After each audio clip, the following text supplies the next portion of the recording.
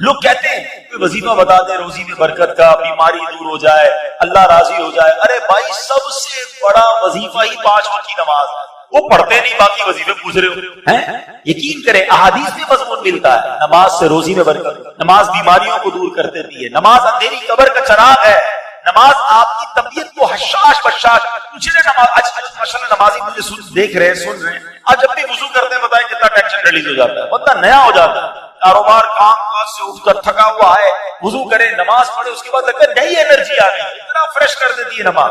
نماز پڑھے تو نا. نمبر 1 کسی صورت نماز قضا نہیں ہونی چاہیے. مسجدوں میں آیا کرو. ہاں کہا جاتا ہے کہ ایک جگہ پر ڈاکوؤں کی ایک ٹیم نے کسی مالدار شخص کو لوٹا، اس کے گھر میں گھسے. جیسے ہی گھر میں گھسے تو شخص کی آنکھ بھی کھل گئی، اس نے شور مچا دیا. تو جیسے ہی شور مچ گیا تو ڈاکو بھاگنے لگے، تو محلے والے بھی ان کو پکڑنے کے لیے پیچھے بھاگ گئے. وہ ڈاکوؤں کی جو ٹیم تھی وہ آگے آگے، محلے والے چور چور کہہ کے پیچھے بھاگتے رہے. آگے جا کر ڈاکوؤں کو ایک مسجد نظر آئی، کوئی اور جگہ تو سمجھ نہیں آئی، وہ مسجد میں گھس گئے اور مسجد میں جا کر جھوٹ موٹ نماز پڑھنے. محلے والے ڈھونڈتے ڈھونڈتے مسجد میں آ گئے، یہاں تو نمازی نماز پڑھ رہے ہیں، ڈاکو لگتا ہے کہیں اور چلے گئے. وہ ڈاکوؤں کو چھوڑ کر واپس چلے. اب جو ڈاکوؤں کا سردار تھا بڑا عقلمند آدمی تھا، اس نے اپنی ٹیم کو جمع کیا اور کہتا ہے یار ایک بات بتاؤ، آج میں نے جھوٹ موٹ نماز کی نقل کی ہے، اللہ کے گھر میں آ گیا، اللہ نے دنیا کی ذلت اور رسوائی سے بچا لیا. اگر سچ نماز پڑھیں گے تو پھر کتنی برکتیں ملیں گی.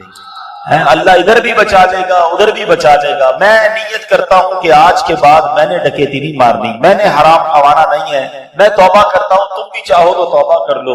اس کے چیلوں نے کہا ہمارے ڈکیتی میں بھی آپ سردار تھے، اب جب توبہ آپ کر رہے ہیں تو توبہ میں بھی ہم آپ کے ساتھ ہیں. سب نے توبہ کر لی، اللہ کی بارگاہ میں رجوع لائے اور نیک نمازی بن گئے. اب نماز جو ہے نا وہ کس طرح اور کہاں کہاں بچاتی ہے. قرآن پاک میں اللہ کریم ارشاد فرماتا ہے ان الصلاۃ تنہی عن الفحشاء والمنکر، کہ بے شک نماز بے حیائی اور بری باتوں سے روک. بڑی کمال کی چیز ہے. لوگ کہتے ہیں یار معاشرے کو ٹھیک کرو. سچی بات یہ ہے کہ ہم معاشرے کو نمازی بنا دیں، بندوں کو نماز کو ٹھیک کر لیں. اگر آپ کسی کی نماز درست کر لیں اور اس کو نمازی بنا دیں نا، ہم کہ یار اس کے اندر یہ بھی بری عادت، یہ بھی بری عادت، یہ بھی بری عادت. آپ اس کو ٹھیک نماز پڑھنا سکھا دیں، باقی کام نماز کر لے گی. کیونکہ رب نے قرآن میں فرمایا نا کہ نماز بے حیائی اور بری باتوں سے روکتی ہے. نماز شیطان پر پتہ کتنی بھاری ہے. شیطان جب نماز فرض ہوئی نا، شیطان رونے لگا تو اس کی شاگرد جمع ہو گئے اور رونے دھونے کی وجہ پوچھی تو کہتا ہے اللہ کریم نے مسلمانوں پر نماز فرض کر دی ہے. شاگردوں نے کہا پھر کیا ہوا؟ شیطان کہتا ہے مسلمان نمازیں پڑھیں گے اور اس کی برکت سے گناہوں سے بچ جائیں گے. تو چیلوں نے کہا پھر ہمارے لیے کیا حکم ہے؟ جواب دیا جب کوئی نماز کے لیے کھڑا ہو تو اس کو ایک کہے کہ دائیں دیکھ، ایک کہے بائیں دیکھ، اور اس کو الجھا ڈالو، کنفیوز کر دو، تاکہ اس کا دل جو ہے وہ نماز میں نہ. اے میرے پیارے اسلامی بھائیوں، یہاں 2 باتیں بڑی اہم ہیں. ایک تو نماز شیطان پڑھنے نہیں دیتا، اور پڑھتے ہیں تو نماز میں دھیان نہیں لگنے دیتا. ٹھیک ہے نا. اب 2-3 چیزیں جو میں انشاءاللہ اس کو کور کرنے کی کوشش کرتا ہوں. سب سے پہلے نماز کی اہمیت. ہماری لائف میں نماز کی اہمیت کتنی یہ چیک کرنا.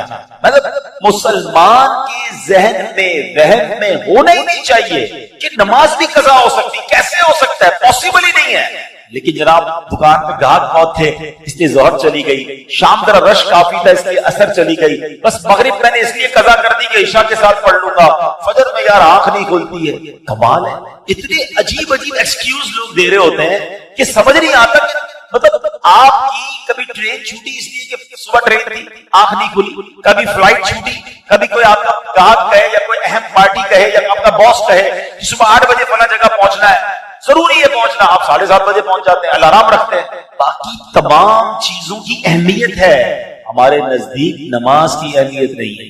جس کے نزدیک نماز کی اہمیت ہے نا، اچھے نمازیوں سے کمال بتاؤ. آپ جو 5 وقت کا پکا نمازی ہے نا وہ بے چین رہتا ہے اس کی کبھی جماعت چلی جائے، اس کو اندر ہی اندر سے الارم بجتا ہے یار میری عشاء باقی ہے، میری مغرب باقی ہے. اس کو چین نہیں آئے گا، اس کی باڈی ریکال کرتی ہے کیونکہ اس نے اپنے ذہن میں یہ بٹھا لیا ہے، یہ سافٹ ویئر اپڈیٹ ہو چکا ہے کہ کچھ بھی ہو جائے میری نماز قضا نہیں ہو سکتی. مبارک ہو انہیں جن کی نماز قضا نہیں ہوتی. کیسے نماز قضا ہو جائے بھائی؟ کبھی ہماری ناشتہ قضا ہوا، کبھی دوپہر کا کھانا قضا ہوتا ہے کہ نہیں یار آج فجر یار جلدی میں تھا ناشتہ ہی کھانا بھول گیا، اب دوپہر کا کھانا ہی نہیں کھایا. باڈی ریکال کرتی ہے، ہمیں باڈی بتاتی ہے کہ یار دوپہر کا کھانا نہیں کھایا، بھوک لگ رہی ہے. اپنی زندگی میں نماز کو ایسا شامل کر لو کہ تمہیں کوئی یاد نہ دلائے، تمہارا دل تمہارا دماغ خود اندر سے کہے کہ نماز کا وقت ہو گیا، چلو نماز. ہاں، اور ایسا ہو جاتا ہے ماشاءاللہ. دیکھیں جو 5 وقت کے برسوں سے نمازی ہے نا، کی نماز قضا نہیں ہوتی، بالکل ٹائم پہ وہ نماز پڑھتے، کیونکہ انہوں نے اپنی زندگی کا اسے ایک حصہ بنایا. کچھ لوگ حصہ نہیں بناتے، موڈ آتا ہے جیسے ابھی بیان ہوا کل سے نماز پڑھوں گا، 3 دن بعد پھر نماز ختم. وہ جوش آتا ہے، جوش اپنی جگہ پر. آپ کو روٹین بنانی ہوگی، آپ کو پہلے اپنے آپ کو سمجھانا ہوگا. اور نماز کتنا ضروری ہے آپ کو بتائیں. احادیث میں فرمایا گیا الصلاۃ عماد الدین، نماز دین کا ستون ہے. اب اس مسجد میں یہ ستون نظر آ رہے ہیں آپ کو، پلر. اللہ نہ کرے کوئی پلر کاٹ دے، کیا ہوگا؟ عمارت گر جائے گی. تو ہمارے اور آپ کے دین کا پلر ہی نماز ہے. پلر ہی نہیں ہے تو عمارت کیسے کھڑی ہوئی؟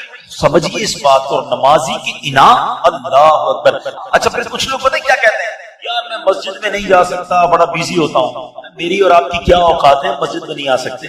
اللہ جسے بلاتا ہے وہی اللہ کے گھر میں آتا ہے. مجھے ایک بات بتاؤ نا، آپ کے گھر میں آپ کی بغیر اجازت کوئی آ سکتا ہے؟ گھنٹی بجائے میں آپ کے گھر میں آنا چاہتا ہوں، آپ کہیں گے کون ہے بھائی، میں تو نہیں جانتا، میں نے بلایا تو نہیں آپ کو. ایسا ہی ہے نا، میرے اور آپ کے گھر میں کوئی بغیر اجازت نہیں آ سکتا، اور اللہ کے گھر میں ایسے ہی منہ اٹھا کر آ جائے گا.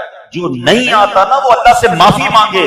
ہمارے ایسا ہوتا ہے کہ دکاندار، دکان کا مالک مسجد میں نہیں آتا، اور اس دکان پر کام کرنے والا 5 ٹائم مسجد میں جاتا ہے. اللہ سے معافی مانگو، اللہ میں نے ایسا جرم کیا کر دیا، اس کو 5 ٹائم بلاتا ہے، مجھے 1 ٹائم نہیں بلاتا، یہ میرا قصور ہے، اللہ ناراض ہو گیا ہے. نہیں ایسا تو نہیں کہ رب ناراض ہو گیا، معافی مانگا کرو اور جایا کرو مسجد میں. خوش نصیب ہیں جو روز مسجد میں آتے ہیں. اور ایک اور مزے کی بات بتاؤں، مسجد کس کا گھر ہے ذرا بتائیے. آپ کے گھر مہمان آتا ہے، آپ کی کیا تمنا ہوتی ہے؟ میرا مہمان خوش ہو کر جائے، راضی ہو کر جائے. تو کریم کے گھر میں آؤ گے تو وہ ویسے ہی واپس لوٹا دے گا، وہ تمہیں خوش کر کے لوٹائے، جھولیاں بھر کے لوٹائے. پھر ایک اور پرابلم، مسجد میں جاتے بھی ہیں، مسجد کا ادب ہی نہیں. جیسا منہ آیا ہے، جیسے کپڑے پسینے والے میل والے ویسے ہی لے کے چلے گئے مسجد. یہ نہ کریں. کسی سیٹ کے گھر پہ جاتے ہو ایسے کپڑے پہن کر، کسی دعوت میں جاتے ہیں وہ تیار ہو کر پرفیوم لگا کر اچھے کپڑے استری کر کے، اللہ کے گھر میں جیسے اٹھایا گیا نہ کرو. مسجد کا اکرام کرو، منہ بھی صاف ہو، لباس بھی صاف ہو، اہتمام کریں. آپ کیا کریں جناب، جاب کرتے ہیں کپڑے میلے ہو جاتے ہیں، ایک سوٹ رکھ لیں الگ سے، نماز کے وقت پہنے اسے. بزرگوں نے نماز کے لیے الگ لباس رکھے ہوئے تھے، خوشبو لگاتے تھے.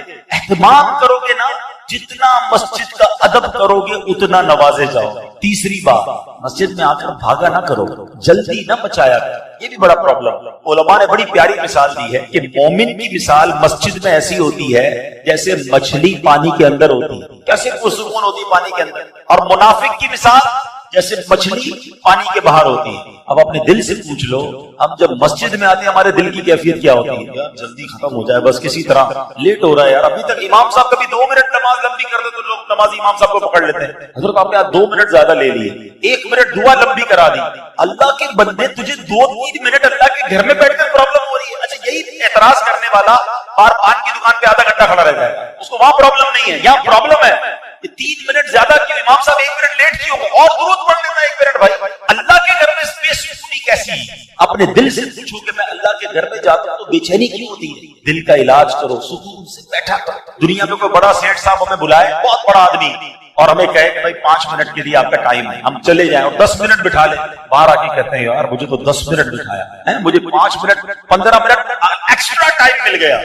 دنیا والا 10 منٹ زیادہ بٹھائے تم خوش ہوتے ہو، اللہ کے گھر میں 5 منٹ زیادہ بیٹھنے کے لیے تیار نہیں ہوتے. یہ نہ کیا کرو، بیٹھا کرو. میں آپ کو اور مشورہ دیتا ہوں، ہم سارے پریشان ہیں جتنے بیٹھے، سب کے ساتھ کوئی نہ کوئی کہانی ہے. کوئی بیمار ہوگا، کوئی قرضے میں ہوگا، کسی کے روزگار کے مسئلے، کوئی اولاد کی پرابلم میں، ساری دنیا میں پرابلمز ہی ہے نا. مسجد میں آیا کرو، نماز ختم بھی ہو جائے کرے، دعا بھی ہو جائے، پھر بھی بیٹھا 2-4 منٹ اکیلے میں بیٹھ جائے بس، پھر اللہ سے باتیں کیا. ہاں مزے کی بات بتاؤں، دنیا کائنات میں بڑے بڑے لوگوں سے بات آسان نہیں ہے. کسی سے فون کرو تو نمبر ہی نہیں ملتا، بڑے آدمی اٹھاتا ہی نہیں کوئی فون ہمارا، بیچ میں سیکرٹری ہوتا ہے، صاحب بیزی ہیں. اچھا بات کرنی ہے 3 دن بعد، اتنے بجے کال کرنا، 5 منٹ کی کال، بڑے آدمی سے بات کرنا اتنا مشکل.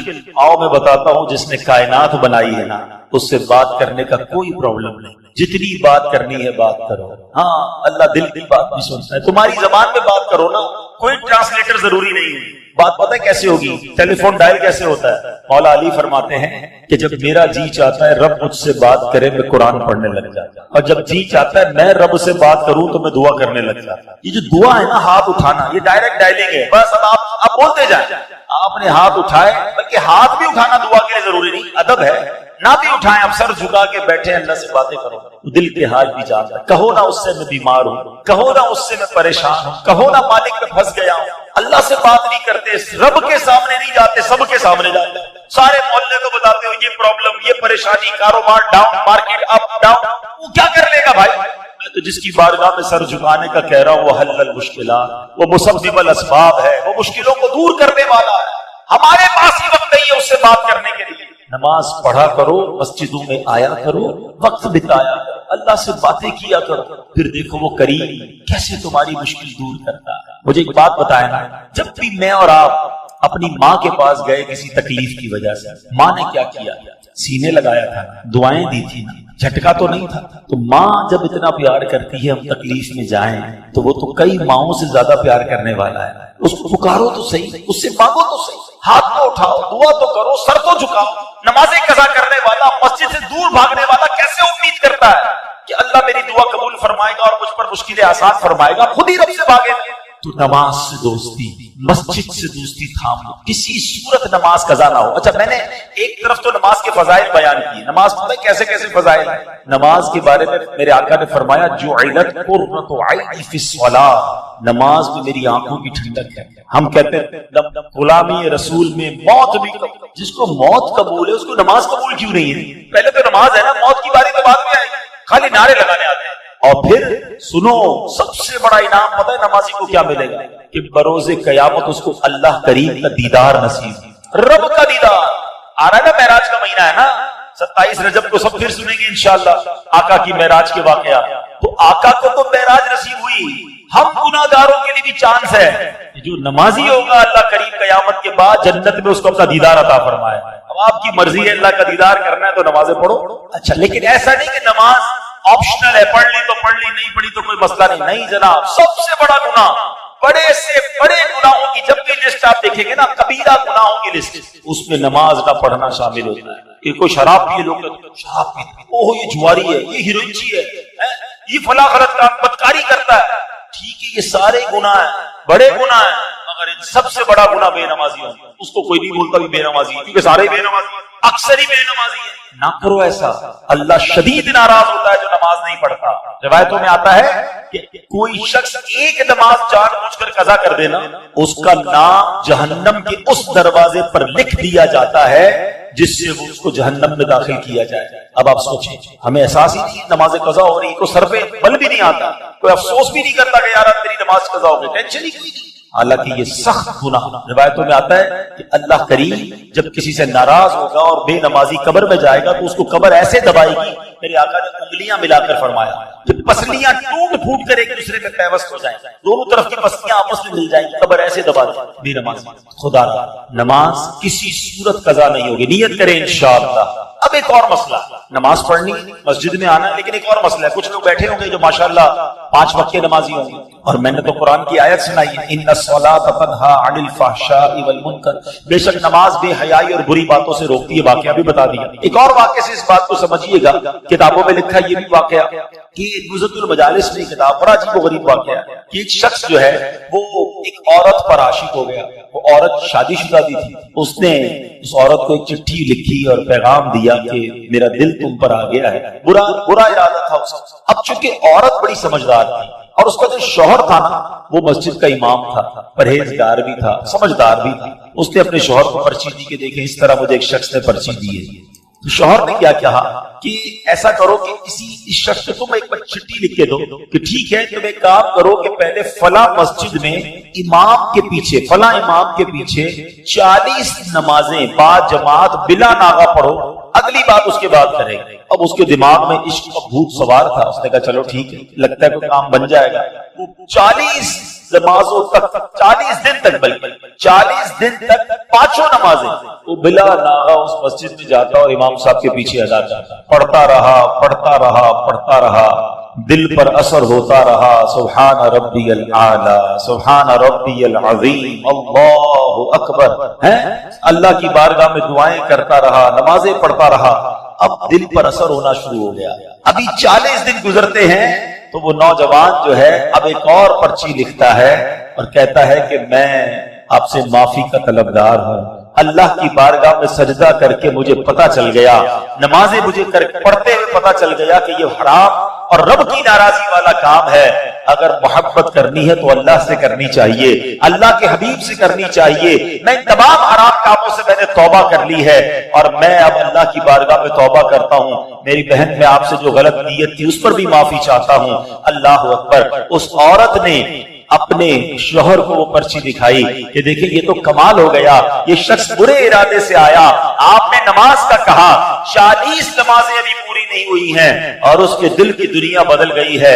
اللہ اکبر۔ اس شخص کی زبان پر اب بے ساختہ یہ جاری ہو گیا، صدق اللہ العظیم فی قولہ، اللہ نے قرآن میں بالکل سچ فرمایا ہے، اور کیا فرمایا ہے؟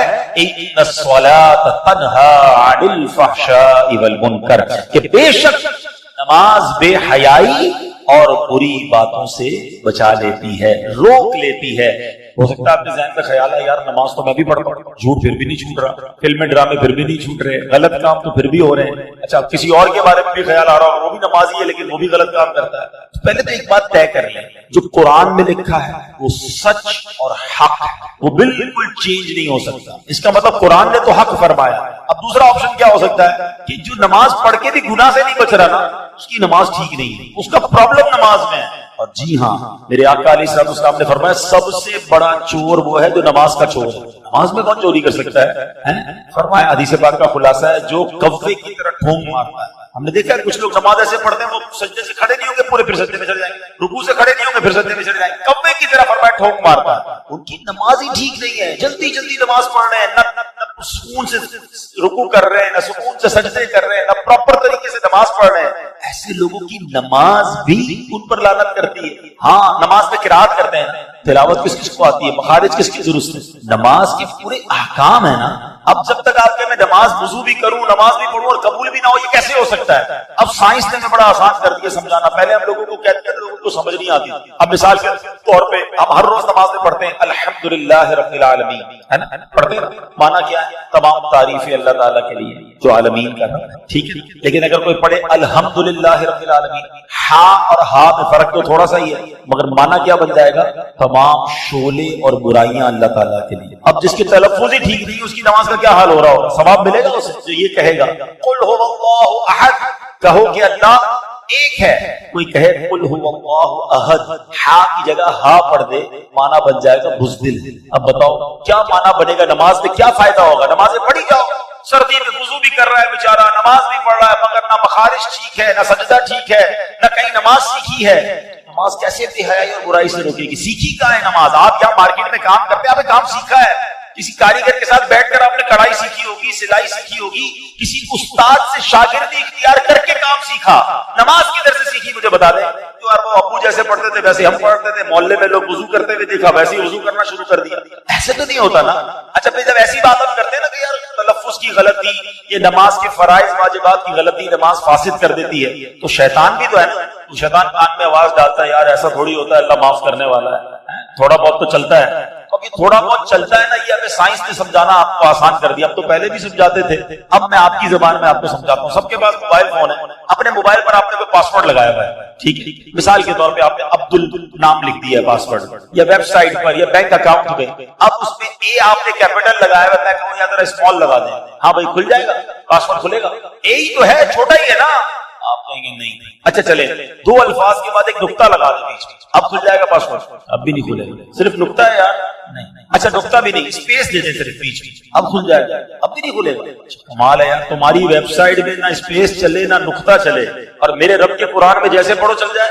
وہاں سمجھ آ رہی ہے ساری باتیں کہ بھائی جیسا پاسورڈ ہے ویسا ہی لگانا ہوگا، اور نماز اپنی مرضی کی پڑھو اور کہ اللہ قبول کر لے، ایسا نہ کرو۔ عربی زبان اس کے اپنے تقاضے ہیں، اپنے مخارج ٹھیک کریں، آپ اپنی تلاوت ٹھیک کریں، اپنے سجدے رکوع ٹھیک کریں۔ اب میں کمال بتاتا ہوں دعوت اسلامی کا، یوں تو دعوت اسلامی کے ہم پر بڑے احسان ہیں، مگر میں سمجھتا ہوں کہ پچھلی کئی صدیوں میں جس انداز سے دعوت اسلامی والوں نے نماز سکھانے کا اہتمام کیا، نماز کورس کروائے، فرض علوم کورس کروائے، بچوں کے مدرسوں کے ساتھ بڑوں کے مدرسے بنائے تاکہ کسی طرح لوگوں کے بخارش ٹھیک ہو جائے، ان کی تلاوت ٹھیک ہو جائے، ان کی نماز ٹھیک ہو جائے، کیونکہ ہمیں یہ پتا ہے کہ اگر ہم نے بندے کی نماز ٹھیک کر دی، یہ نماز اس بندے کو ٹھیک کر دی۔ ہاں بندہ ٹھیک ہو جائے، اس کی نماز یہ پراپر پڑھ لے، کیونکہ رب نے قرآن میں فرمایا، ہمارا کوئی کمال نہیں، اللہ نے فرما دیا کہ نماز بے حیائی اور برائی سے روکے گی، بس آپ کسی طرح نماز ٹھیک کر لو، باقی انشاءاللہ نماز اپنا کام کر دے گی۔ تو اے میرے پیارے اسلامی بھائیوں، گلف مارکیٹ میں کام کرنے والوں، آج میں آپ کے پاس ایک ہی پیغام لے کر آیا ہوں کہ پلیز اپنی نماز پر توجہ دیں۔ پہلی نیت یہ کریں کہ کچھ بھی ہو جائے آج کے بعد ہماری کوئی نماز قضا نہیں ہوگی۔ دوسرا، اب نماز صحیح پڑھنی ہے، یہ زیادہ اس کے ساتھ یہ بھی ضروری ہے نا، ٹھیک ہے نا؟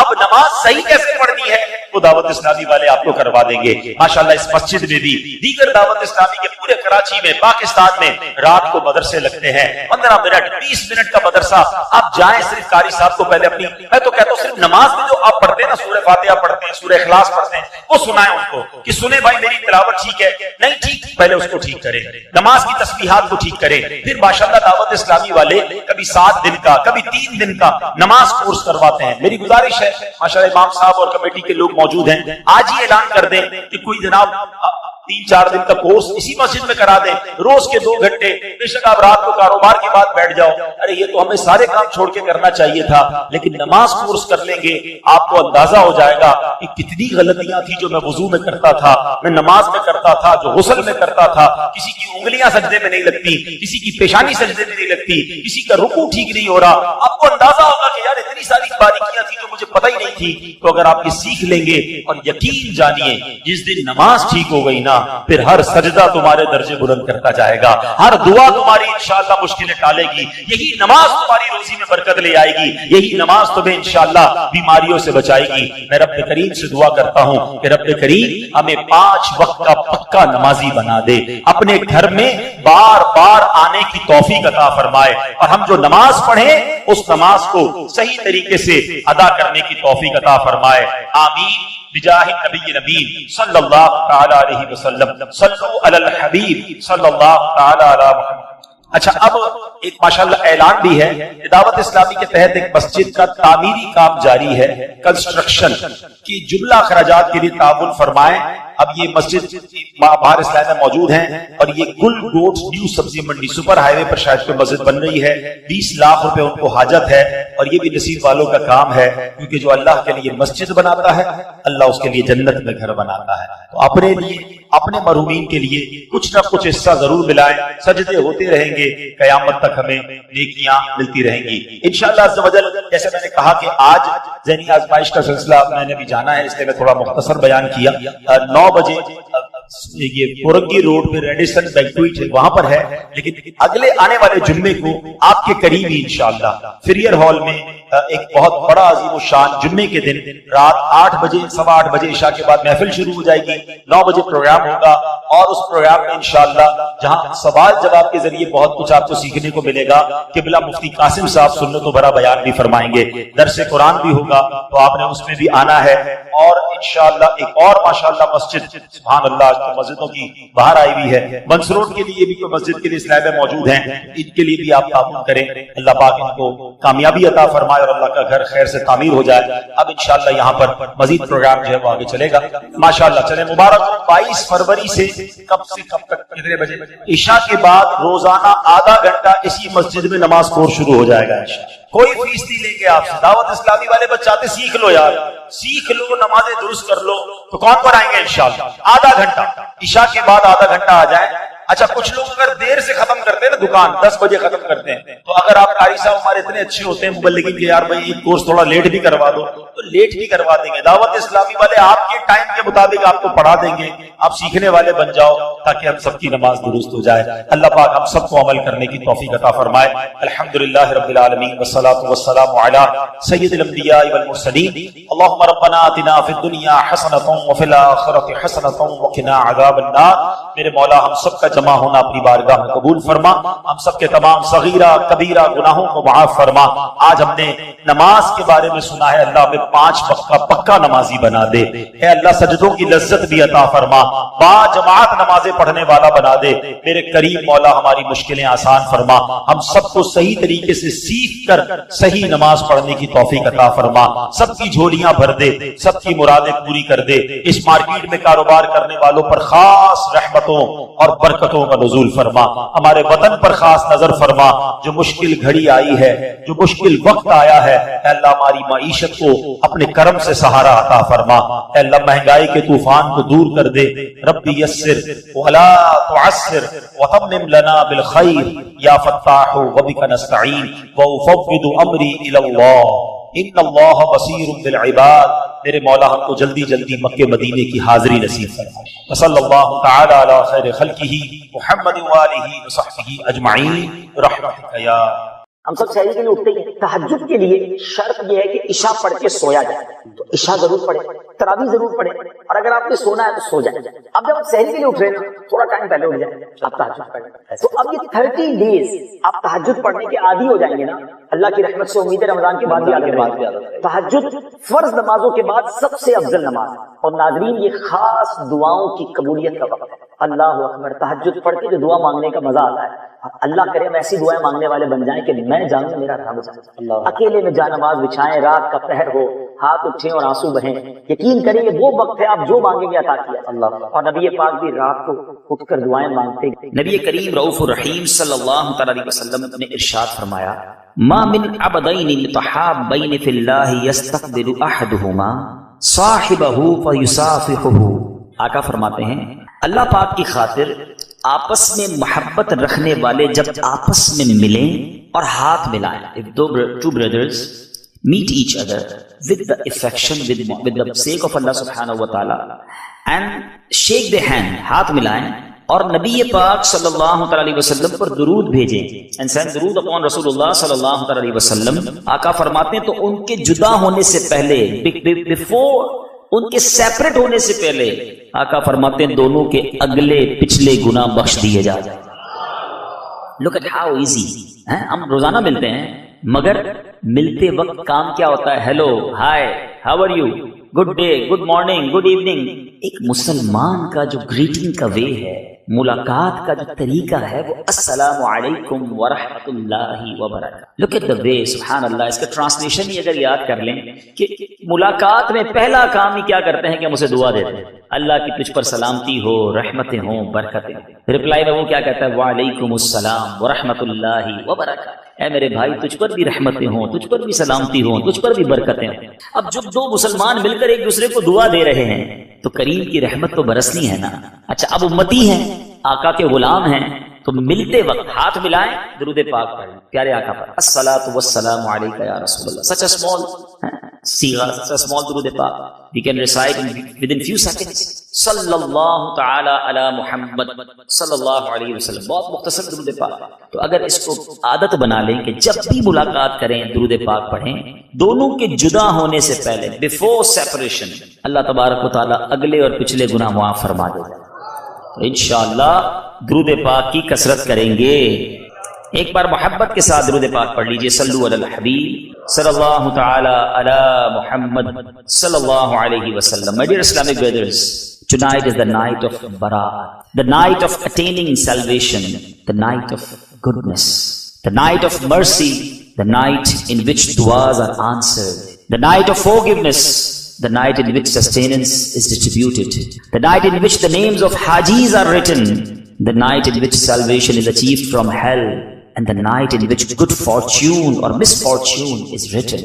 आज लिखा जाना है किसने हज पर जाना है, किसको कितना रिस्क मिलना है, किसको आज इस साल जिसने दुनिया से जाना है उसके लिए भी लिखा जाना है। Tonight is the night in which the names of those who will die until the next night of Barat are handed over to Malakul Maut, Sayyiduna Israel ala nabiyina wa alayhi salatu wassalam. It means such a sensitive night, नाजुक रात, फैसलों की रात। We don't know कि अगली शबे बारात हमें मिलनी है कि नहीं। There are so many brothers, हमारे बहुत सारे ऐसे दोस्त, बहुत सारे ऐसे रिश्तेदार थे जो हमारे साथ थे, پچھلے سال ہمارے ساتھ شب برات منائی ہے، مگر آج وہ ہمارے درمیان نہیں ہے. They are the grave. وہ اپنی قبروں میں ہیں. But we don't know next year when Shab Barat اجتماع taking place ہم ہوں گے کہ نہیں، کہاں ہوں گے. ہمارے جو اینسسٹر، ہمارے اولیاء کرام، ہمارے بزرگ جو ہے نا، وہ اس رات کو کتنا امپورٹنٹ سمجھتے تھے. سب سے پہلے بات کرتے ہیں مصطفیٰ جان رحمت شمع بزم ہدایت رسول پاک صلی اللہ تعالی علیہ وسلم. ذرا ٹرائی ٹو انڈرسٹینڈ ان کا کیلیبر، ان کا مقام کیا ہے. ان کے صدقے میری اور آپ کی ہم سب کی بخشش ہونی ہے نا. مگر بی بی عائشہ صدیقہ رضی اللہ تعالی عنہا فرماتی ہیں کہ میں نے دیکھا کہ رسول اللہ صلی اللہ علیہ وسلم رمضان کے بعد سب سے زیادہ روزے نفلی فاسٹ شعبان میں رکھتے. انہوں نے کیا پوچھا رسول پاک صلی اللہ علیہ وسلم؟ شی آسکڈ یا رسول اللہ صلی اللہ علیہ وسلم آپ اتنے سارے روزے شعبان میں کیوں رکھتے ہیں؟ آقا فرماتے ہیں جس کا مضمون ہے کہ اس مہینے میں ایک رات ہے جس میں بندوں کے اعمال نامے رب کی بارگاہ میں پیش کیے جاتے ہیں. اس میں اللہ تعالیٰ ہر مرنے والی جان کو لکھ دیتا ہے.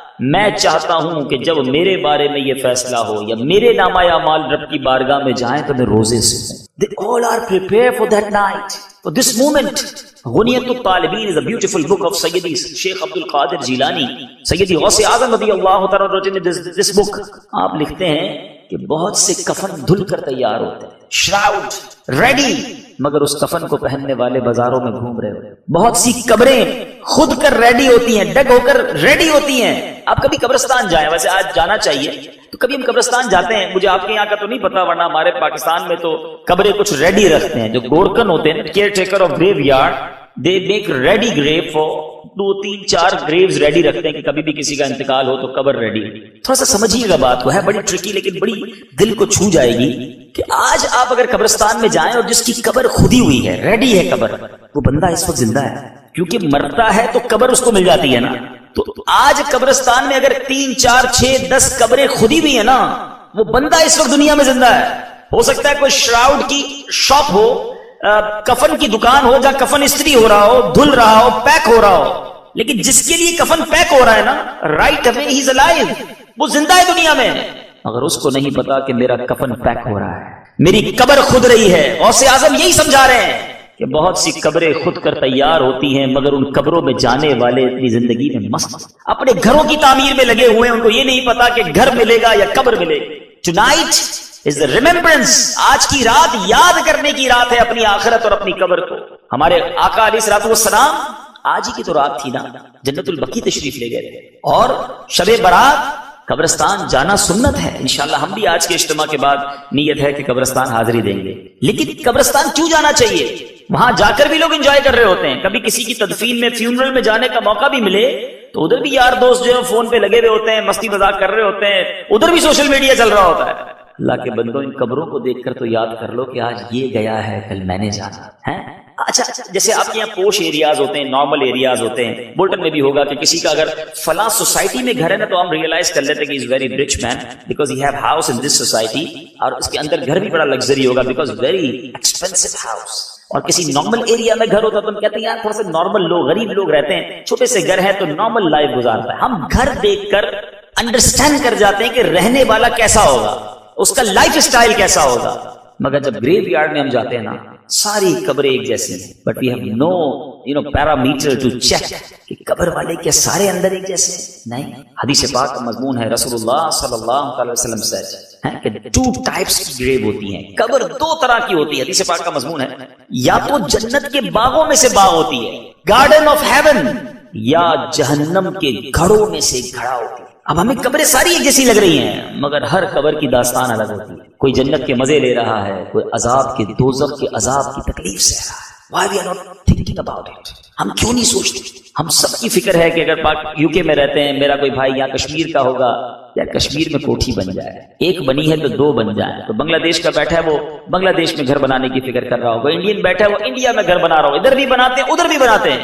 لیکن کبھی سوچا کہ قبر بھی تو بنائے نا، قبر بھی تو روشن کریں، اس کے لیے کب ٹائم نکالیں گے؟ پلیز، یہ آج کی رات آخرت کو یاد کرنے والی رات ہے، توبہ کی رات ہے. کیا جوان لوگ نہیں مرتے ہیں؟ آج دنیا میں کیا ہوتا ہے؟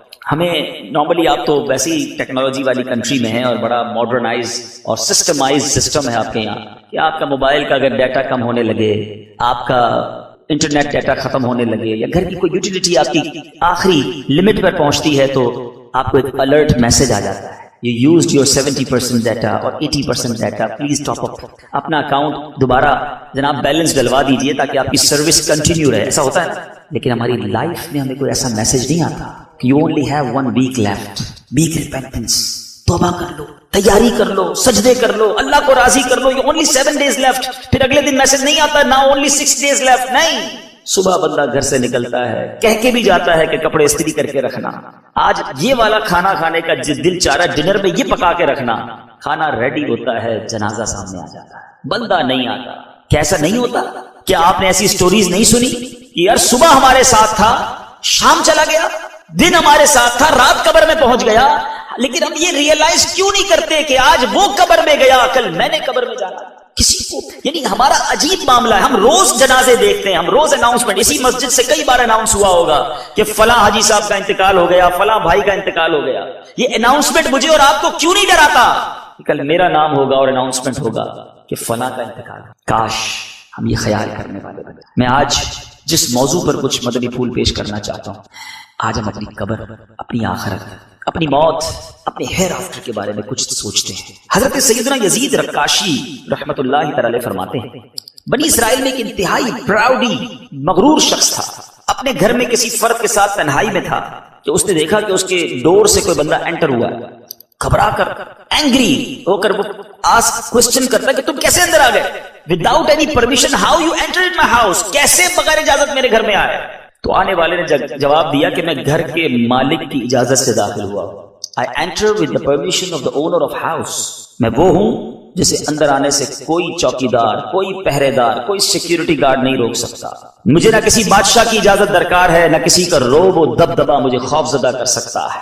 مجھ سے کوئی ضدی اور مغرور شخص پیچھا نہیں چھڑا سکتا, نہ کوئی سرکش بچ سکتا.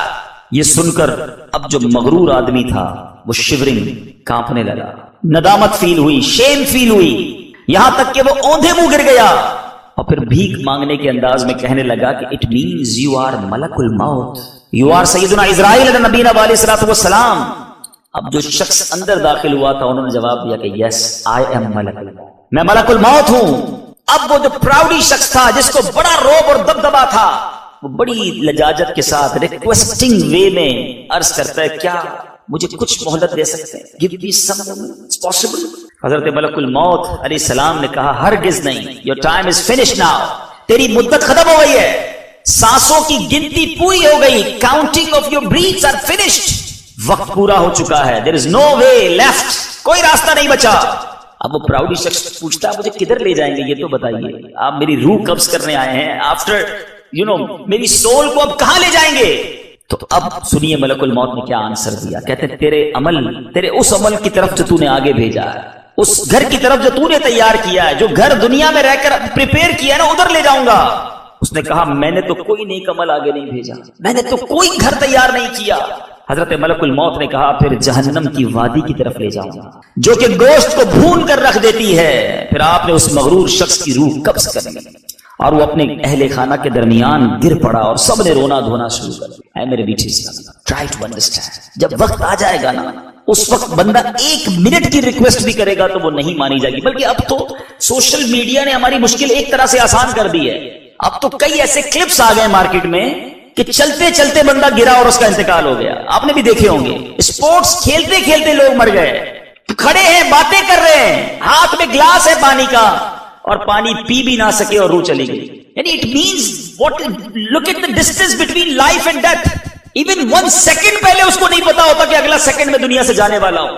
آپ اس اتنے سارے بلب لگے ہوئے ہیں, بیوٹیفل لائٹس آ دیا, مگر ایک سوئچ آف کریں سب ڈارک ہو جائے گا. It means all lights depend on only 1 small switch. بند کرو ختم, اندھیرا. زندگی اور موت میں یہی فرق ہے, ایک سوئچ آف ہونے کی دیر ہے. ہم دنیا ساری ادھر ہی رہے گی. بعض لوگ سمجھتے ہیں I'm very important for the world, میری وجہ سے بزنس چل رہا ہے, میری وجہ سے فیملی ہے, میری وجہ سے دوست ہیں, میری وجہ سے گیدرنگ ہے. جتنے بھی یہ سمجھنے والے تھے نا وہ سب چلے گئے. دنیا چلتی رہی, فیملی نے بھی قبول کر ہی لیا, بچے تھوڑے دن روئے, پھر بچے بھی اپنی لائف میں لگ گئے. کسی کے جانے سے دنیا رکی نہیں. میں بھی چلا جاؤں گا, آپ بھی چلے جائیں. دنیا کو اثر نہیں پڑنا, اثر مجھے پڑنا ہے, کیونکہ مجھے قبر میں جانا ہے اور اپنی کرنی کا پھل بھگتنا ہے. Whatever I send there, جو میں نے بھیجا ہے نا وہ مجھے ملے گا وہاں پر. لیکن بھیجا کیا ہے؟ اے میرے میٹھے اسلامی بھائیوں ذرا سوچئے. اللہ تبارک و تعالیٰ قرآن مجید فرقان حمید میں، قرآن میں موت کی سختی کے بارے میں، انسان کہتا ہے، کچھ لوگ ایسے بھی ہوتے ہیں یار یہ موت کی بات نہ کیا، موت کا تذکرہ نہ کیا کرو، ڈیتھ کی بات کیوں کرتے ہو یار، انجوائے کی بات کرو، دوست زندگی کی بات کرو. میں ان سے پوچھتا ہوں چلے ٹھیک ہے، اگر آج کے بعد دعوت اسلامی والوں کو آپ یہ کہتے ہو یار یہ موت کی بات کرتے ہیں، ہم موت کی بات نہیں کریں گے، کیا آپ مرنے سے بچ جاؤ؟ ہم ذکر چھوڑ دیتے ہیں، کیا آپ اس ڈیتھ سے بچ پاؤ گے؟ ایک ریئلٹی ہے جو ہونی ہے، اور سمجھیے بات کو. دنیا میں بہت سارے ٹریول ہیں جو آپ پلان کرتے ہیں. If you want to go Pakistan or America or anywhere else, you make your flight dates, you arrange your flight dates, you arrange your travel documents, you arrange your vacations. آپ طے کرتے ہیں کہ مثال کے طور پہ مئی کی 10 تاریخ کو فلائٹ لینی ہے، 20 تاریخ کو واپس آنا ہے، ارینجمنٹ اسی طرح کرتے ہیں. لیکن ایک ٹریول ایسا ہے جس کی ارینجمنٹ آپ کے ہاتھ میں نہیں ہے. Any time, any moment. قرآن کیا کہتا ہے سنو، وَجَاءَتْ سَكْرَةُ الْمَوْتِ بِالْحَقِّ ذَلِكَ مَا كُنْتَ مِنْهُ تَحِيدُ. ترجمہ کنز الایمان، اور موت کی سختی حق کے ساتھ آ گئی، یہ وہ ہے جس سے تو بھاگتا تھا. انگلش ٹرانسلیشن بھی سن لو. And the hardship of death came with the truth. This is what you were escaping. جس سے تم بھاگ رہے تھے وہ آ گئی ہے. Remember, حضرت سیدنا عمر فاروق اعظم رضی اللہ تعالیٰ عنہ said to سیدنا کعب الاحبار رضی اللہ تعالیٰ عنہ, او کعب, tell us about that. کچھ ہمیں موت کے بارے میں بتاؤ. سیدنا کعب الاحبار رضی اللہ تعالیٰ عنہ humbly said, او امیر المؤمنین, that is like the branch of tree. ایک شاخ کی مانند ہے, which has many thorns, and it is made to enter the belly of someone in a way that each thorn become indicted in any vein. ایسا ایک ایسی شاخ ہے جو کانٹے دھاڑ ہے, کانٹے ہیں اس میں, اور وہ انسان کے جسم میں ڈال دی جائے, اور پھر کیا فرماتے ہیں, اس میں بہت سارے کانٹے ہو, کسی کے آدمی کے پیٹ میں یوں داخل کی جائے کہ ہر کانٹا کسی نہ کسی رگ میں, کسی نہ کسی وین کے اندر اٹک جائے, پھر کوئی شخص اسے جھٹکے سے کھینچے. تو فرمایا جو کچھ نکلنا تھا وہ نکل آیا, جو باقی رہ گیا وہ باقی رہ گیا. So someone pulls it out with a jerk, so whatever has to come out, it's come out, and the rest is left there. کتنی تکلیف ہو, فرمایا یہ موت ہے. سیدنا عیسیٰ علیہ نبینا علیہ الصلوۃ والسلام, you know the مقام, مرتبہ, status.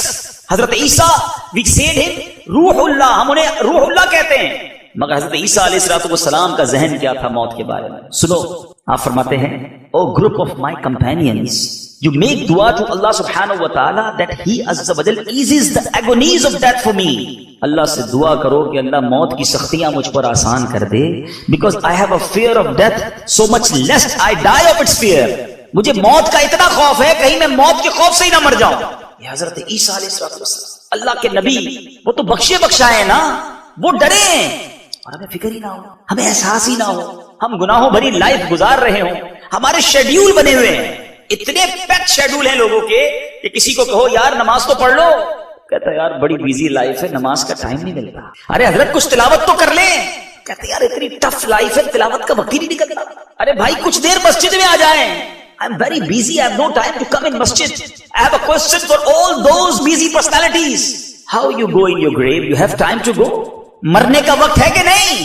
ادھر وقت نہیں دیکھا جائے گا, بیچ سے اٹھا لیا جائے. تو پلیز ایسا پیک شیڈول, ایسی بیزی لائف کسی کام کی نہیں ہے جس میں آپ کے پاس مرنے کا ٹائم بھی نہیں, مرنے کی تیاری کا ٹائم بھی نہیں ہے.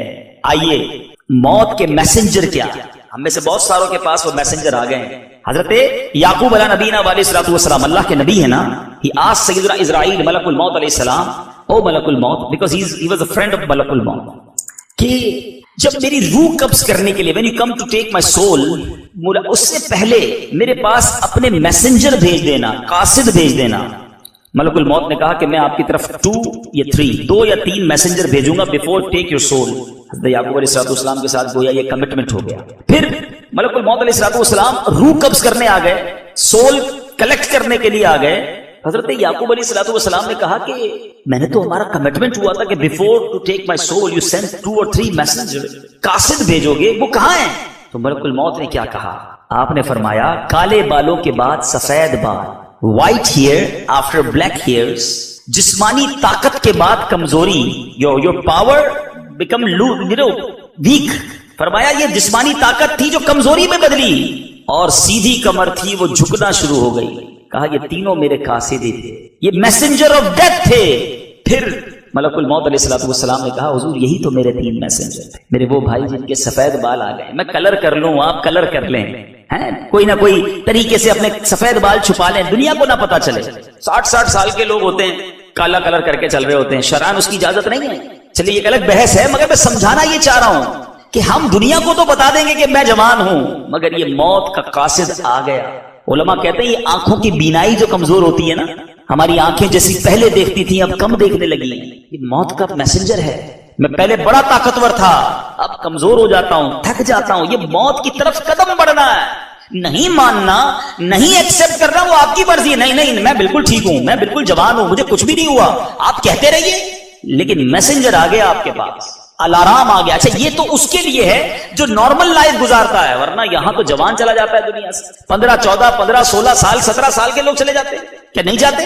تو اے میرے بیچ اسلامی بھائی، بالخصوص میں بزرگوں سے بات کروں گا، جوانوں سے بات کرتا ہوں، کچھ بزرگوں سے ہی مجھے بات کرنی ہے. لیکن اگر موت ایک ایسی چیز ہے، یاد رکھیے الموت قدح کل نفس شاربها، موت ایک ایسا جام ہے جو ہر کسی نے پینا ہے. الموت باب کل نفس داخلوها، موت ایک ایسا ڈور ہے everybody have to enter. چھپ جائے بندہ کہے نہیں یار میں آکسیجن باکس میں رہوں گا تاکہ کوئی بیکٹیریا نہ آ سکے، میں جناب 4 ڈاکٹر ساتھ رکھوں گا. قرآن کیا کہتا ہے سنو، اللہ کا کلام کہتا ہے اینما تکونوا یدرککم الموت ولو کنتم فی بروج مشیدہ. ترجمہ کنز ایمان، تم جہاں کہیں بھی ہو، تم جہاں کہیں ہو موت تمہیں آ لے گی، اگرچہ مضبوط قلعوں میں ہو. قید کر لو اپنے آپ کو، موت وہاں بھی پہنچے گی. اور آپ کو پتا ہے موت کا ایک ٹائم اور پلیس بوتھ آر کیلکولیٹڈ اور فکسڈ ہیں. جدھر میں نے اور آپ نے مرنا ہے نا ادھر انسان خود ہی پہنچتا ہے. آپ کے ساتھ بھی ہوتا ہوگا، ہمارے ساتھ بھی ہوا ہے کہ ہم کبھی کبھی کار ڈرائیو کر رہے ہوتے ہیں اور اچانک بالکل ایکسیڈنٹ سے بچتے ہیں. بالکل ایسا لگتا ہے کہ یار 1 سیکنڈ کا فرق ہوتا تو میں تو گیا تھا. روڈ کراس کرتے کرتے دھیان نہیں ہوتا، اچانک سے گاڑی گزرتی ہے، بندہ کہتا ہے یار یہ بچ گیا میں. یہ آپ کو موت نے بچایا ہے، بیکاز یہ ٹائم ناٹ کی، تمہارا وقت نہیں آیا. لیکن جب وقت آئے گا نا کوئی بہانہ بنے گا، آپ ادھر پہنچیں گے جدھر آپ نے پہنچنا ہے، جہاں آپ کا وقت لکھا ہے وہیں جاؤ گے، اور اسی وقت روح قبض ہوگی. ایک واقعے سے اس بات کو اور سمجھنا ہے کہ ایک بار سیدنا سلیمان علیہ نبینا علیہ السلام کے پاس ملک الموت آئے، اور ملک الموت ایک آپ کے قریب بیٹھے ہوئے شخص کو بہت غور سے دیکھ رہے تھے کنٹینیو. اور ملک الموت چلے گئے. حضرت سلیمان علیہ السلام سے اس بندے نے پوچھا کہ حضور یہ کون تھے؟ حضرت سلیمان نے کہا یہ ملک الموت تھے. اس نے کہا کہ مجھے تو یوں دیکھ رہے تھے جیسے مجھے ہی لینے آئے ہوں، بڑا غور سے مجھے دیکھ رہے تھے. حضرت سلیمان علیہ نبینا علیہ السلام نے کہا کہ اب تم بتاؤ کیا چاہتے ہو، واٹس یور ڈیزائر؟ اس نے کہا حضور ایسا کریں مجھے ان سے بچا لیں کہ یہ میری روح نہ قبض کر لیں، آپ ہوا کو حکم دیں، بیکاز ہی ہیو حکومت آن ایئر آلسو، آپ ہوا کو حکم دیں کہ وہ مجھے ہند کے کسی دور دراز علاقے میں پہنچا دے، دور کہیں پہنچ جاؤں تاکہ ملک الموت سے دور ہو جاؤں. آپ نے دعا کی، ہوا نے اٹھایا اس کو ادھر پہنچا دیا. اب تھوڑے دنوں بعد ملک الموت دوبارہ آئے. حضرت سلیمان علیہ السلام نے پوچھا کہ تم میرے قریب بیٹھے ہوئے شخص کو مسلسل دیکھ رہے تھے، کنٹینیو لوکنگ فار ہم؟ حضرت ملک الموت نے کہا کہ مجھے یہ حیرانگی ہو رہی تھی کہ مجھے یہ آرڈر ملا تھا کہ آفٹر فیو مومنٹ مجھے اس بندے کی روح انڈیا میں قبض کرنی ہے، یعنی سٹنگ ود یو. میں حیران تھا کہ آرڈر یہ ہے کہ آفٹر فیو مومنٹ اس کی روح مجھے ہند سے قبض کرنی ہے، اور یہ آپ کے ساتھ بیٹھا ہوا تھا. آپ سے دعا کروائی اس نے، آپ نے ادھر بھیجا، ادھر جا کے میں نے روح قبض کر. ایک ایک وقت ایوری مومنٹ از فکسڈ. کیوں فکر نہیں، پھر کیوں خیال نہیں؟ بلکہ اس میں ایک اور امپورٹنٹ بات سمجھنے والی، جب ایک مومنٹ فکس ہے، مثال دیتا ہوں، کسی کا یہ وقت فکس ہے کہ اس کی شام 5 بجے انتقال ہونا ہے، اگر وہ اس وقت سجدے میں ہے تو انتقال کس عالم میں ہوگا؟ سجدے میں ہوگا نا. درود پڑھ رہا ہے تو انتقال کس عالم میں ہوگا؟ درود پڑھتے پڑھتے ہوگا نا. شراب پی رہا ہے تو شراب پیتے پیتے مرے گا. فلمیں دیکھ رہا ہے، حرام چیزیں دیکھ رہا ہے، حرام بے حیا عورتوں سے، نامحرم عورتوں سے باتیں کر رہا ہے، ڈیٹس پر جا رہا ہے، کلبز میں بیٹھا ہوا ہے، پب میں بیٹھا ہوا ہے، سوچو نا کیسینو میں بیٹھا ہوا ہے، گیمبلنگ کر رہا ہے، جوا کھیل رہا ہے، ماں باپ کو ستا رہا ہے، حرام روزی کما رہا ہے. سوچیے وہ اسلامی بھائی کہ اگر اس دوران مجھے موت آ گئی تو ٹائم تو فکس ہے، ملک الموت آ گئے، then I not have power to say him کہ جناب ابھی روح قبض نہ کرے، میں تو گناہ کی جگہ بیٹھا ہوں، میں مر گیا تو کیا اللہ کو جواب دوں گا؟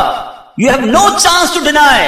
سوچئے کس حال میں مرنا ہے. یاد رکھیے گا روایتوں کا مضمون ہے جو جس حال میں مرتا ہے اسی حال میں اللہ کی بارگاہ میں اٹھایا جائے گا.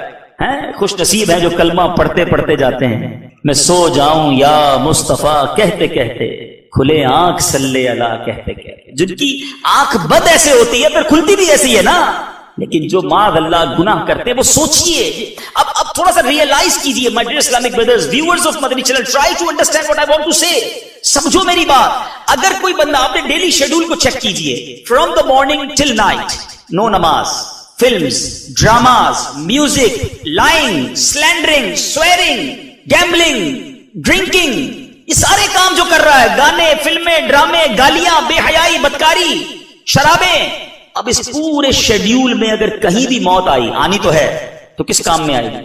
غلط کام میں. اور ایک اللہ کا ایسا بندہ ہے جس کا شیڈیول یہ ہے کہ صبح اٹھتا ہے تو فجر پڑھتا ہے, اس کے بعد تلاوت کرتا ہے, تسبیح پڑھتا ہے, واک بھی کرتا ہے تو درود پڑھتا ہے, پھر ظہر پڑھتا ہے, پھر عصر پڑھتا ہے, پھر مغرب پڑھتا ہے, پھر عشاء پڑھتا ہے. کوئی بے حیائی کا منظر آتا ہے تو نگاہیں جھکا لیتا ہے, کاروبار پر جاتا ہے تو سچ بولتا ہے, حلال کماتا ہے, ماں باپ کو دیکھتا ہے تو ریسپیکٹ کے ساتھ کھڑا ہو جاتا ہے, ماں کا ہاتھ چومتا ہے, والد کا ہاتھ چومتا ہے, لبیک کہتا ہے, سارا دن نیکیاں کر رہا ہے. اور ماشاءاللہ دعوت اسلامی کا مبلغ بن گیا تو درس بھی دیتا ہے, مدنی قافلے میں بھی جاتا ہے, لوگوں کو نیکی کی دعوت بھی دیتا ہے. اب اس کی موت آئی. ٹرائی ٹو انڈرسٹینڈ, جس کا سارا دن اچھا گزر رہا ہے, کبھی بھی موت آئی اچھے کام میں ہی آ جائے گی, نیکیاں کرتے کرتے ہی آئے گی نا. چانس زیادہ ہو گیا. جو بندہ 5 ٹائم مسجد میں آ رہا ہے اس کا بڑا گریٹ چانس ہے کہ اس کو مسجد میں موت آ جائے گی, اس کو سجدے میں موت آ جائے گی, اس کو درود پڑھتے پڑھتے موت آئے گی, بیکاز اس کی جو لائف ہے وہ اللہ کی فرما برداری میں گزر رہی ہے. We know the time is fixed, but it's up to us. یہ ہمارے اوپر ہے کہ ہم اس فکس ٹائم میں کر کیا رہے تھے. ہر گناہ کرتے وقت کاش یہ خیال آ جائے کہ اگر اس حال میں مر گیا تو اللہ کو منہ کیا دکھاؤں, بارگاہ الہی میں کیا میں لے کر جاؤں گا.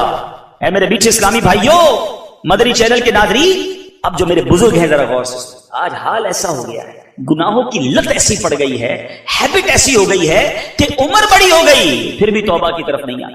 رسول پاک صلی اللہ علیہ وسلم سیڈ, آدمی بوڑھا ہو جاتا مگر اس کی 2 چیزیں جوان رہتی ہیں, حرص اور لمبی امید. گریڈ اور لانگ, کیا کہیں گے امید کو, ایکسپیکٹیشنز, لمبی امیدیں. ابھی اور جیوں گا, ابھی اور پیسے کماؤں گا, ابھی اور مزے کرنے, ابھی تو باقی ہے زندگی.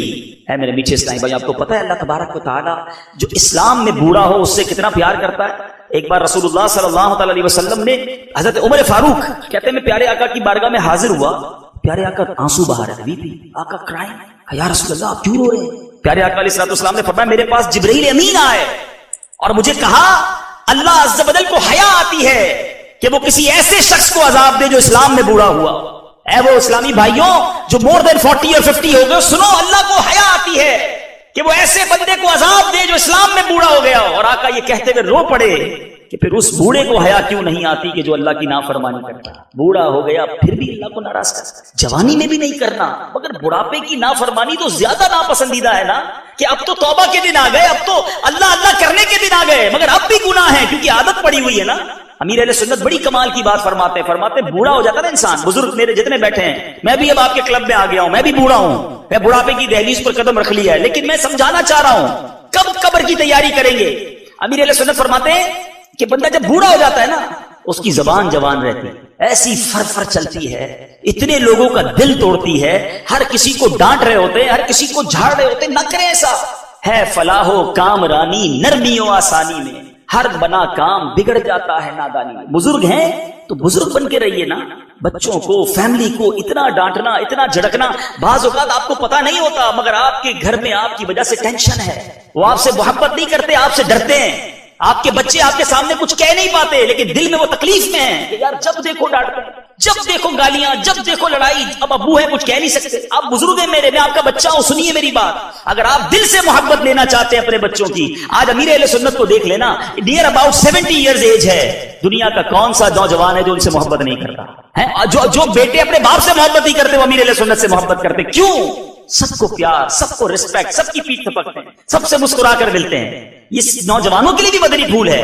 لیکن جو میرے بزرگ ہیں, دیکھیں ہمیں بہت ساری کمپلینز آتی ہیں, ہمارا تو کام ہی یہی ہے لوگوں سے ملنا کہ بیٹا محبت نہیں کرتا, بیٹا ریسپیکٹ نہیں کرتا, بیٹا اوبیڈینسی نہیں کرتا. بالکل ہمارے کئی بیانات ماں باپ کی فرما برداری پر ہی ہوتے ہیں, لیکن میں یہاں کچھ والدین سے بھی بات کرنا چاہوں، تھوڑا آپ کو بھی سافٹ ہونا ہوگا، تھوڑا آپ کو بھی ریسپیکٹ دینی ہوگی۔ اب ہمیں ہوتا ہے تجربہ، ہم جب ملاقات کر رہے ہوتے ہیں نا، جوان بیٹا لے کر آتے، اتنی بڑی لائن لگی ہوئی ہے اور سب کے سامنے کہتے ہیں میرا بیٹا شرارتی ہے، میرا بیٹا بہت شیطان ہے، میری بات نہیں سنتا ہے، بہت غصے والا ہے۔ کیا وہ بیٹا آپ سے خوش ہو رہا ہے؟